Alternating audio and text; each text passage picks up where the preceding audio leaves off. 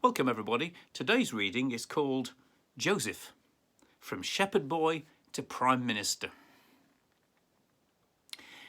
Jacob had a large family, and his 12 sons were always regarded as the founders of the 12 tribes of Israel. The Bible, however, spotlights one of them, Joseph, who was almost the youngest, and devotes far more space to him than to all the rest put together. The story of Joseph reads like a modern success story of the local boy who makes good, on the lines of From Log Cabin to White House. Joseph began as a shepherd boy in Canaan and ended as Prime Minister of Egypt. But of course the Bible sees far more in his story than that. He was obviously his father's favourite, which didn't endear him to the rest of his family, especially when Joseph bought him the most expensive clothes, including the famous coat of many colours.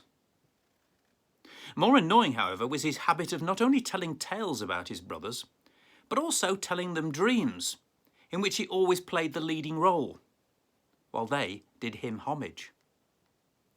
This was too much even for his doting father, especially when he was told that in one of Joseph's dreams, he too was bowing and scraping in front of his big-headed son. The brothers plotted a terrible revenge.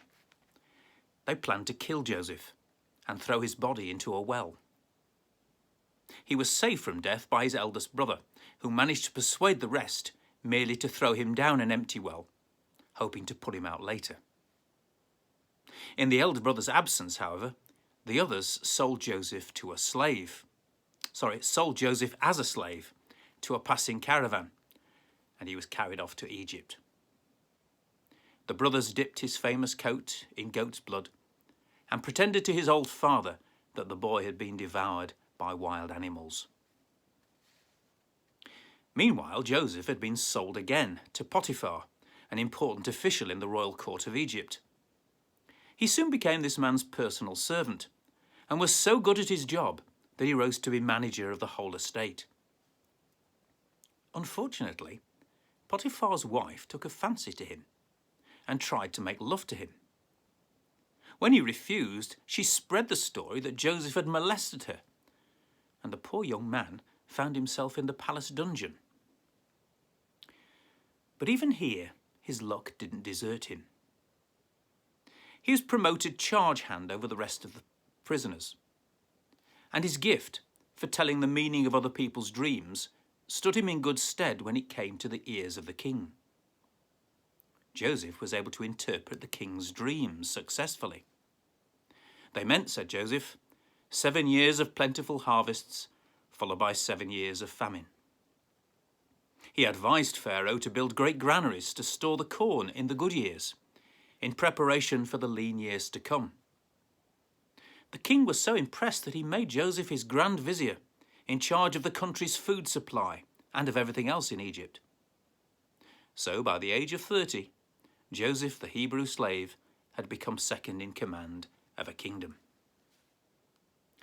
He managed affairs with his usual skill, so that when the famine came, Egypt alone in all the Near East had plenty to eat. Canaan, like everywhere else, was hard hit, and among the hungry mouths were those of old Jacob and his family. The brothers were sent down to Egypt to buy grain, all except Benjamin, who had become his father's favourite after the loss of Joseph. When they arrived, they had to do homage to the man who was in charge of all the sale of corn. Little did they think that it was their own brother Joseph, dressed like an Egyptian, talking through an interpreter and surrounded by servants. Joseph knew them at once, but he decided to play cat and mouse with them for a while and keep his identity secret.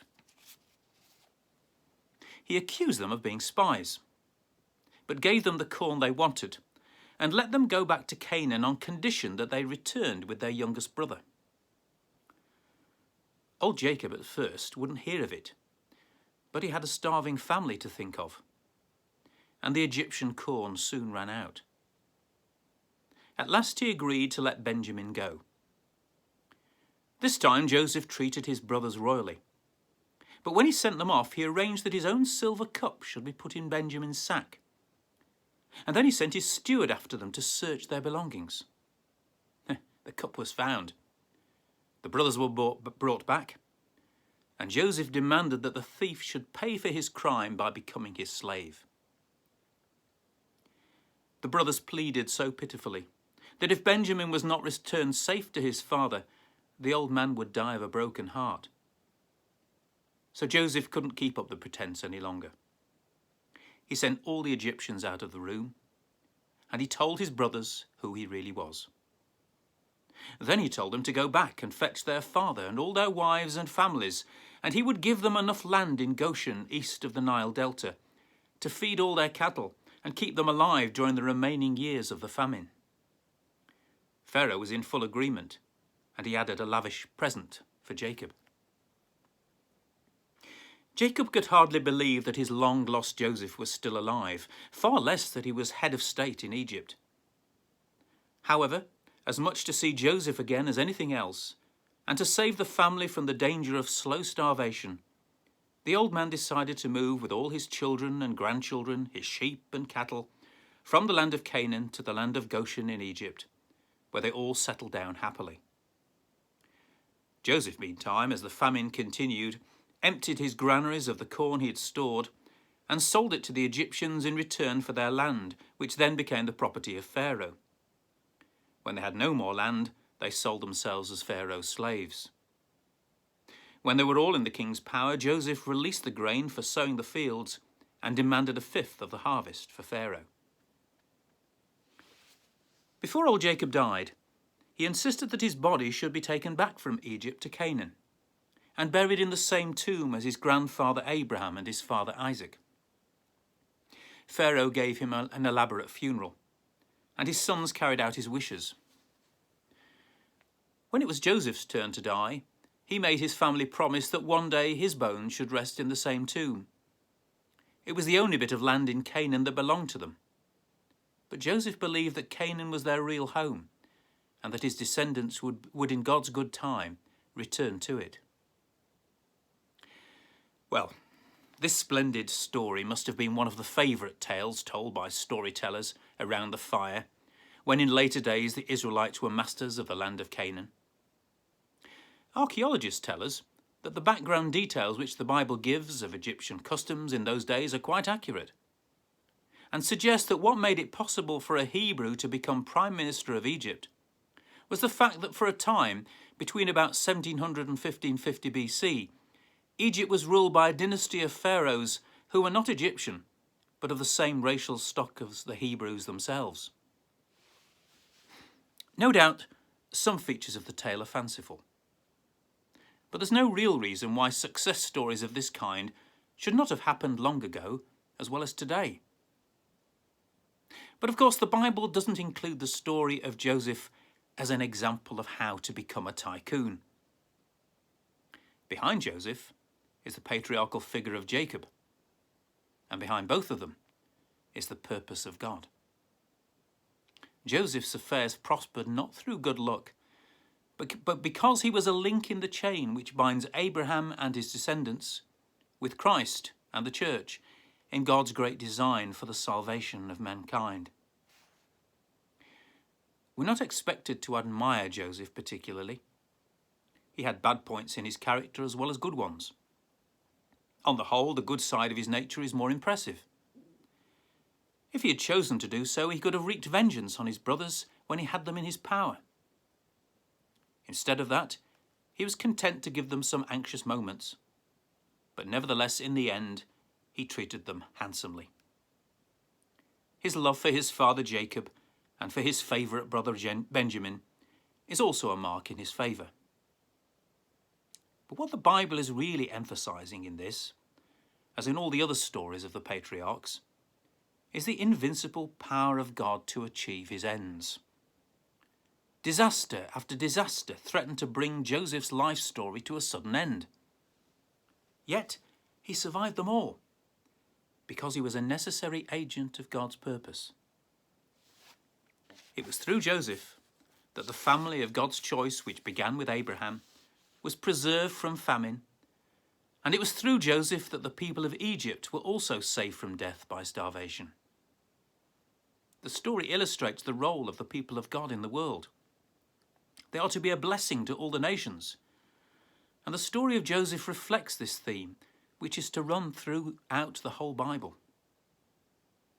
Both the Old Testament and the New Testament make it plain that God constantly brings out good out of evil and chooses for this purpose those who are best fitted to serve him.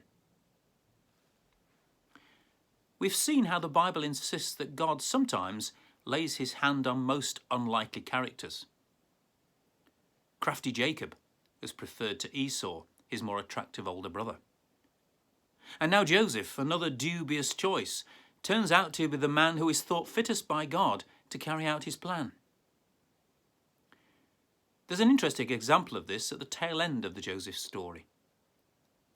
When old Jacob was on his deathbed, Joseph brought his 2 sons to receive the old man's blessing.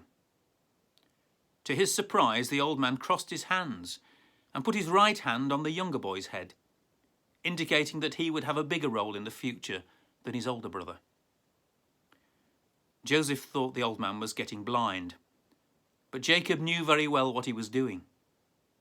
He was illustrating the great biblical truth that God does not pick the people of his choice in the same way that we do, by seniority, by social status, or any other human standards. As we are told later on in the Bible, man looks at appearances, but the Lord looks at the heart.